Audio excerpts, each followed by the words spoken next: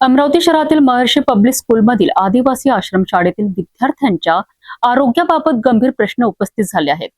विद्यार्थ्यांना उलटी आणि जुलाबाचा त्रास झाल्यानंतर परिस्थिती बिघडली आणि 11वीतील विद्यार्थी राजेश बेठेकर याचा उपचारादरम्यान दुर्दैवी मृत्यू झालाय. या घटनेनंतर आश्रमशाळेच्या व्यवस्थापनावर गंभीर आरोप होत असून प्रशासनाने कारणे दाखवा नोटीस बजावली आहे. एवढंच नाही तर चौकशी समितीही शाळेत दाखल झाली आहे. विशेष म्हणजे शाळेतील अस्वच्छता, निकृष्ट भोजन आणि विद्यार्थ्यांच्या राहणीमानाबाबतही गंभीर प्रश्न उपस्थित झाले आहेत. अमरावती शहरातील महर्षी पब्लिक स्कूल येथे असलेल्या आदिवासी आश्रम शाळेत विद्यार्थ्यांना उलटी आणि जुलाबाचा त्रास झाल्यानंतर खळबळ उडाली आहे. या प्रकरणात 11वीतील विद्यार्थी राजेश बेठेकर यांचा दुर्दैवी मृत्यू झाला असून घटनेची तक्रार दाखल करण्यात आली आहे. मिळालेल्या माहितीनुसार 14 ऑगस्ट रोजी आजारी विद्यार्थ्यांची संख्या वाढल्यानंतर त्यांना तातडीने रुग्णालयात दाखल करण्याऐवजी काही विद्यार्थ्यांना त्यांच्या घरी पाठविण्यात आल्याचा आरोप आहे. राजेश बेठेकर यालाही त्याच्या चिखलदरा तालुक्यातील करंजखेडा या गावी पाठविण्यात आलं. त्यानंतर त्याची प्रकृती गंभीर झाली आणि उपचारादरम्यान त्यांचा मृत्यू झाला. राजेशचा चुलता भाऊ रामप्रसाद यालाही गंभीर त्रास झाल्याने उपचारासाठी चूर्णी रुग्णालयात दाखल करण्यात आल्याची माहिती आहे.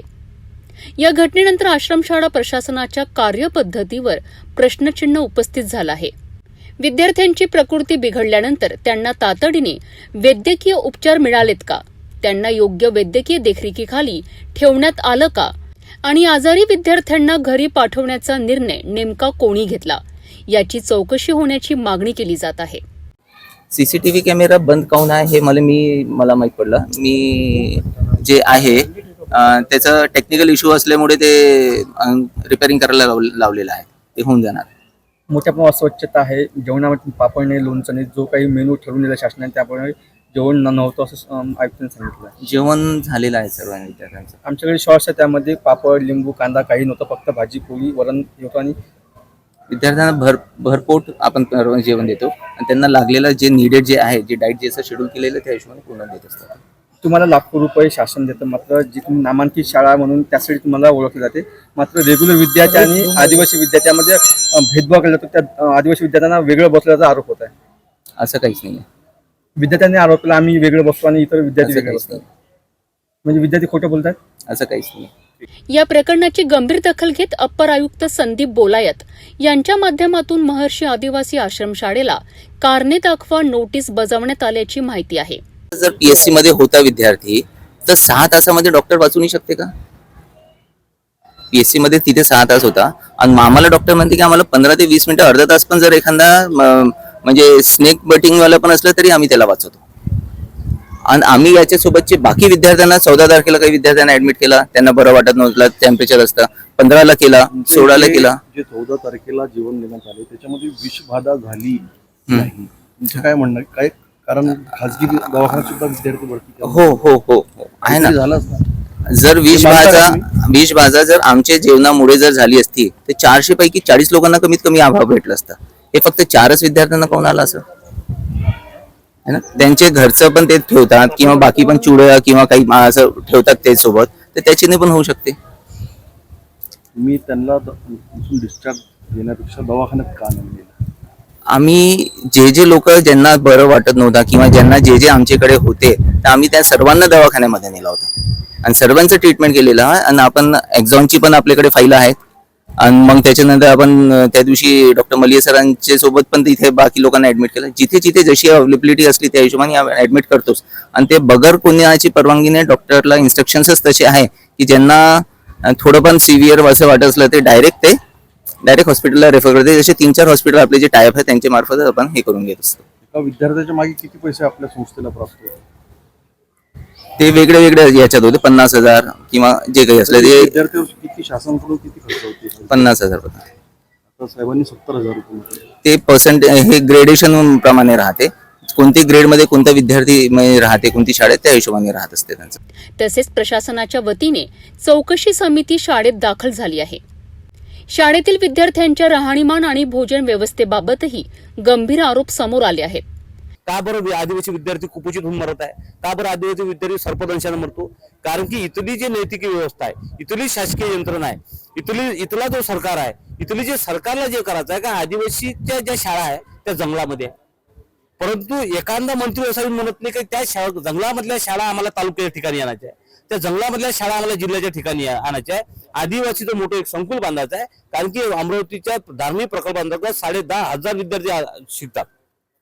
त्यामुळे शासनाला वाटत नाही की आदिवासीचा विकास झाला पाहिजे, कारण की समानताच्या गोष्टी करणारा हा समाज, समानता गोष्टी करणारे हे सरकार आदिवासीला समान समजत नाही, आदिवासीला माणूसच समजत नाही. म्हणून आदिवासी विद्यार्थ्यांचा मृत्यू होऊन राहिला, आदिवासी विद्यार्थ्यांना नीच वागणूक दिली जाते. काय मागणी आता तुमची? आमची मागणी एकच आहे का ज्या शाळेमध्ये अशा घटना होत असेल किंवा या नामांकित शाळेमध्ये ज्या घटना झाल्या त्या शाळेमधल्या संस्थाचारावर गुन्हे दाखल झाले पाहिजे, हे शाळेचं नामांकन रद्द झालं पाहिजे. ज्या विद्यार्थ्यांचा मृत्यू झाला त्या विद्यार्थ्याला 50 लाख रुपये कंपन्सेशन आदिवासी विकास विभागाने दिले पाहिजे.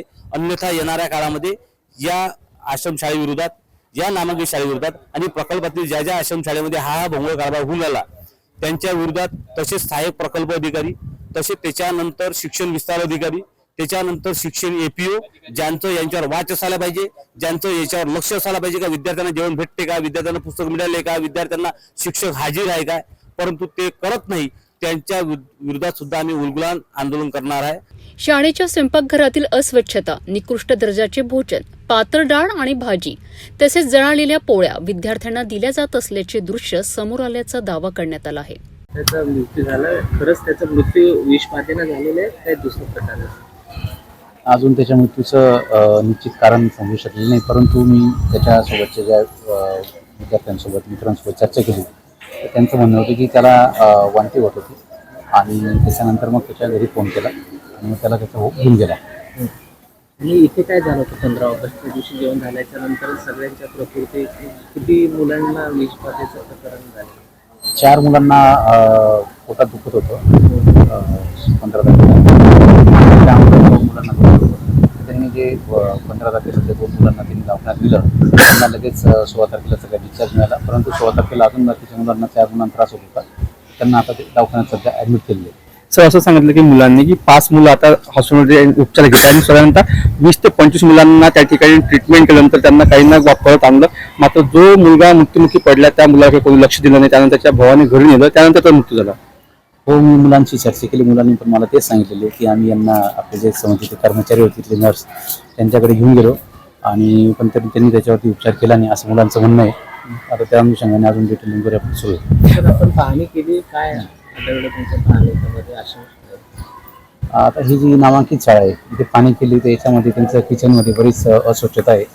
त्या संदर्भाने त्यांना त्या सूचना वगैरे दिलेल्या आहेत. त्यांनी ज्या याच्यात स्वच्छता ठेवायला पाहिजे किचनमध्ये तशी स्वच्छता दिसून आलेली नाही आणि त्यांचे जे मुलांचे राहण्याच्या वस्तुगृह आहे तिथे पण अस्वच्छता दिसून आलेली आहे. सर ती नामांकित शाळा म्हणून या ठिकाणी अनेक तुम्ही आदिवासी विभागावर मुलं पाठवले, कोट्यावधी रुपये खर्च होतो. मात्र नामांकित शाळेमध्ये जे रेग्युलर मुलं आणि आदिवासी मुलं ज्यांना वेगवेगळ्या ठिकाणी बसल्याचं बोललं जात आहे शिक्षण घेण्यासाठी, तो उद्देश तर नामांकितचा उद्देश असा आहे की सगळे मुलं हे म्हणजे दुसरे म्हणजे योजनेच्या व्यतिरिक्त मुलं आणि योजनेची मुलं हे एकत्रच बसायला पाहिजे. परंतु आपण अशी तक्रार केली तर त्या अनुषंगाने देखील आपण त्याची योग्य ती चौकशी करून त्यांच्यावर कारवाई करू. शाळा प्रश्न कारवाईसाठी नेमकं काय पाऊल उचलणार? नाही, आता या संदर्भाने जो काही कारवाई समजा आता आपण डिटेल एन्क्वायरी याच्यामध्ये करतोय. डॉक्टरांकडनं सुद्धा आपण समजा डिटेल जे विद्यार्थी ॲडमिट आहेत त्यांच्याकडनं आपण डिटेल रिपोर्ट मागणार आहे. त्याच्या अनुषंगाने आपण योग्य ती कारवाई त्याच्यामध्ये करू. सर किती खर्च होतोय? सर एका विद्यार्थ्यामागे प्रति विद्यार्थी किती रुपये या शाळेला दिले जाते आणि किती वर्षापासून या शाळेकडे ही विद्यार्थी पाठवले जातात? एक दर प्रति विद्यार्थी 70,000 रुपये दिले जातात. किती विद्यार्थी शाळेत? याच्यात 545 विद्यार्थी आहेत तुमच्या योजनेअंतर्गत. आणि गेल्या किती वर्षापासून या ठिकाणी विद्यार्थी पाठवले जातात? ही जवळपास एक 12 ते 13 वर्षापासून शाळा चालू आहे. सर काही आदिवासी नेते आहेत जी काम करतात मेळघाटातल्या लोक, त्यांनी म्हटलं की मान्यता रद्द करा किंवा वेगवेगळ्या त्यांनी गुन्हे दाखल करायची देखील काही लोकांनी मागणी केली. ठीक आहे, आपण त्याच्यात डिटेल एन्क्वायरी करू. झालेली घटना दुर्दैवी आहे तर त्याच्या अनुषंगाने योग्य कारवाई करून जे काय असेल ते प्रशासकीय कारवाई नक्कीच त्याच्यावर केली जाईल. सर एक ऑलओव्हर काय चौकशीत आढळलं? चौकशीत तर सद्यस्थितीत आता तो मुलगा आहे की तो 15 तारखेला त्याला बरं वाटत नव्हतं आणि इथल्या जो एक त्याचा सोबतचा मित्र आहे त्याने गावाकडे फोन केला आणि त्याच्या गावाकडे त्यांनी त्याच्या मित्राला फोन केल्यानंतर त्याच्या घरच्यांना सांगितलं आणि त्याच्या घरच्यांनी त्याचा जो चुलत भाऊ त्याला इकडे पाठवलं आणि त्याच्यासोबत तो गेला. आणि नंतर मग त्याचा प्रवासातच त्याला थोडासा त्रास जाणवू लागला आणि ते त्याच्या भावाशी पण बोललो. तो पण सांगितलं की आम्ही दवाखान्यात पण घेऊन गेलो होतो, परंतु तोपर्यंतच त्याची म्हणजे दवाखान्यात घेऊन गेला तब्येत खूपच त्याची सिरियस झाली होती. शाळा प्रशासनाने 15 तारखेला जर सगळ्या मुलांवर उपचार केले असते विषबाधेच्या नंतर तर प्रकृती सगळ्यांच्या ठीक राहिली नसते असं वाटत नाही का? हो, ते तुमचं म्हणणं बरोबर गोष्ट आहे की शाळा प्रशासनाने सर्व मुलांवरती उपचार करायला पाहिजे होते, परंतु शाळा प्रशासनाचं असं म्हणणं आहे की तो मुलगा आमच्या समोर आलाच नव्हता.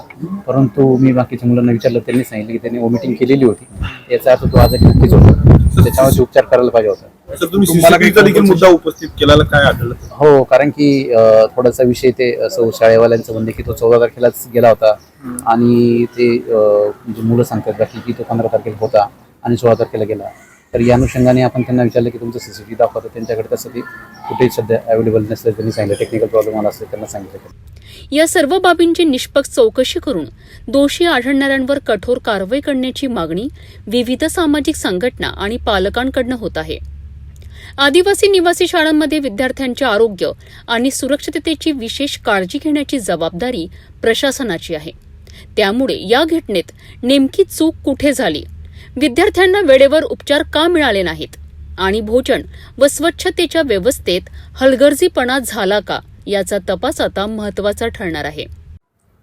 विभागीय आयुक्ताच्या अध्यक्षतेखाली कमिटी गठन केलं आणि सचिव कलेक्टर आहेत त्यांना अचानक कोणत्याही असं नामांकित शाळेत भेट द्यावं लागतात, पण अजूनपर्यंत ह्या लोकांनी भेट दिलेली नाही. म्हणून हा जी समस्या आपल्या समोर येत आहे आणि आम्ही ह्या कमिशनर असो कलेक्टर असो यांच्या विरोधात कोर्ट ऑफ कंटेम्प्ट याचिका कोर्टात दाखल करणार. आणि इथचं जे संस्थाचालक तुम्हाला सगळ्यांना माहित आहे की हा शाळा सरकारने बंद केला होता पण अजून सुरू झालेला आहे. यांनी कोर्टात गेला, कोर्टात एस्टे भेटला, पण कोर्टात आदिवासी विभागाने व्यवस्थितरित्या त्यांची बाजू नाही मांडला म्हणून यांनी एस्टे भेटला. नाहीतर नाही बोलणं झालेलं आहे, पण ह्या विषयात अजिबात बोलणं झालं नाही. आणि आम्ही ह्या शाळा बंद झाला पाहिजे म्हणून आम्ही PO ऑफिस कार्यालयात आंदोलन पण केला, पण आदिवासी विभागांचे जे काही मास्कोर अधिकारीमुळे हे सगळं त्यांना पाठीशी घालून त्यांचे एस्टे त्यांना भेटला, पण हे अजिबात आम्ही खपून घेणार नाही. उच्च न्यायालयाच्या आदेशानुसार आदिवासी निवासी शाळांची नियमित तपासणी करण्याची जबाबदारी संबंधित प्रशासनावर आहे. त्यामुळे या घटनेची सखोल चौकशी करून भविष्यात अशा घटना टाळण्यासाठी ठोस उपाययोजना करण्याची मागणी जोर धरत आहे. आदिवासी विकास विभाग फक्त नाव आहे, हे फक्त आदिवासी विकासाच्या नावाखाली फक्त इथचे अधिकारी कर्मचारी ठेकेदारांना आणि मंत्र्यांना पोहोचण्याचं काम करत आहे. आणि अजून सांगतात अजून बरेच गोष्टी माहिती आहे समोर येणार, कारण माहित आहे की जे प्रकल्प अधिकारी असो त्याच्या खालचे जे अधिकारी असतात ते व्हिजिट देतात आणि जिथे काहीच सुविधा नसून सुद्धा आता इथे आम्ही आलो की इथे भेदभाव होत आहे का, इथचे PO ला माहित नाही, इथचे सहाय्यक प्रकल्प अधिकारी नाही, हे सगळ्यांना माहित आहे. फक्त येतात पॉकेट भरून ते निघून जातात. इथचं जे PO आहे ह्या सगळ्या लोकांवर जोपर्यंत गुन्हा दाखल होत नाही तोपर्यंत ही सगळं घटना थांबणार नाही आणि याच्यात सर्व लोक दोषी आहे. आणि यांच्यासाठीच आम्ही हे सगळं आदिवासी विभागाच्या सगळ्या माहिती काढून आम्ही कोर्टात जाणार आहोत. एकूणच आपण बघितलं की महर्षी पब्लिक स्कूल आदिवासी आश्रम शाळा या ठिकाणी यांच्यावर प्रशासकावर संचालक मंडळावर गुन्हा दाखल व्हावा या प्रकारची मागणी या ठिकाणी शिवसेनेचे जिल्हा संघटक मन्नाथ दारशिंबे यांनी केलेली आहे. हे प्रकरण कोर्टामध्ये दाखल करणार आणि हे ज्या प्रकारे इथं भेदभाव होत आहे, VIP ट्रीटमेंट एका विद्यार्थ्यांना एका आदिवासी विद्यार्थ्यांना एक राहणीमान त्यांचा जेवणाची व्यवस्था बरोबर नाही, किचन स्वच्छ नाही, त्यांची राहण्याची व्यवस्था नाही, या प्रकारचे सुद्धा प्रश्न आता उद्भवत आहे. आदिवासी विभाग एका विद्यार्थ्यावर 80,000 रुपये वर्षाचे खर्च करत असताना त्यांना न्याय मिळत नाही, हा सुद्धा चित्र अमरावतीमध्ये बघायला मिळालं आहे. मी कॅमेरा पर्सन मोहन सोबत नितेश किल्लेदार, सिटी न्यूज अमरावती. महर्षी पब्लिक स्कूलमधील आदिवासी आश्रम शाळेतील विद्यार्थ्यांच्या आजारपणानंतर एका विद्यार्थ्याचा मृत्यू झाल्याने प्रशासनासमोर अनेक गंभीर प्रश्न उभे राहिले आहेत. कारणे दाखवा नोटीस आणि चौकशी समितीच्या माध्यमातून आता या प्रकरणातील सत्य समोर येण्याची अपेक्षा आहे. विद्यार्थ्यांच्या आरोग्याशी संबंधित कोणतीही हलगर्जीपणा झाला असल्यास संबंधितांवर कठोर कारवाई होणार का, याकडे सर्वांचे लक्ष लागले आहे.